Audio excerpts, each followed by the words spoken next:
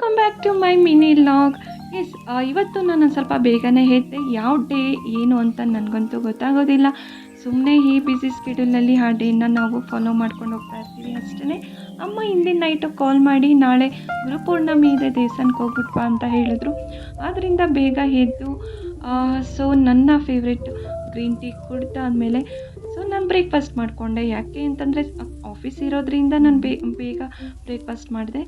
Breakfast ಎಲ್ಲ prepare ಆದಾದಮೇಲೆ ಮನೆಯೆಲ್ಲ clean ಮಾಡಿದ್ದಾಯಿತು. ಮನೆ ಕ್ಲೀನ್ ಮಾಡಿ ಕಸ ಗುಡಿಸಿ ಎಲ್ಲ ನೆಲ ಎಲ್ಲ ಒರೆಸ್ದೆ.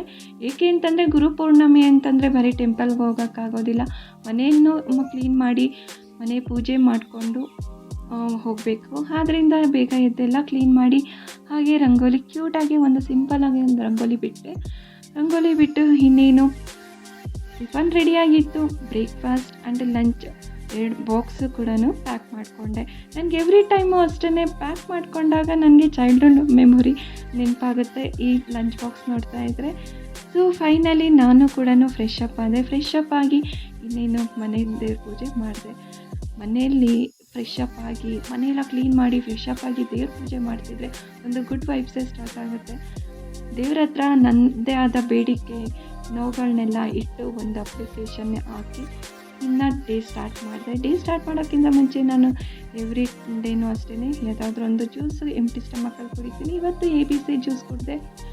ಸೊ ಹಾಗೆಯೇ ಮನೆ ಪೂಜೆ ಮುಗಿಸ್ಕೊಂಡು ಜ್ಯೂಸ್ ಕುಡಿದು ನಾನು ಮನೆ ಬಿಟ್ಟೆ. ಆಮೇಲೆ ಟೆಂಪಲ್ಗೆ ರೀಚ್ ಆದೆ. ಟೆಂಪಲಲ್ಲಿ ಅಷ್ಟೊಂದು ರಶ್ ಇರಲಿಲ್ಲ, but compare to every day ಇವತ್ತೊಂದು ಸ್ವಲ್ಪ ರಶ್ ಇತ್ತು.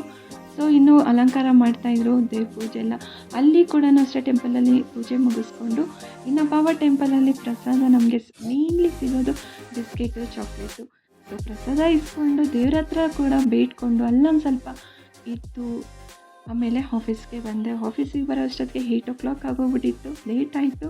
ಸೊ ಫಾಸ್ಟಾಗಿ ಬಂದು ಫೈನಲಿ ಲಾಗಿನ್ ಆದೆ. ಇವತ್ತಿನ ಡೇ ನಿಜವಾಗ್ಲೂ ಕೂಡ ತುಂಬ ಪಾಸಿಟಿವ್ ಆಗಿ ಸ್ಟಾರ್ಟ್ ಆಯಿತು. ಗುಡ್ ವೈಬ್ಸಿಂದನೇ ಡೇ ತುಂಬಾ ಸ್ಟಾರ್ಟ್ ಆಯಿತು. ನನಗಂತೂ ಈ ಡೇ ತುಂಬಾ ಖುಷಿ ಕೊಡ್ತಾಯಿತ್ತು.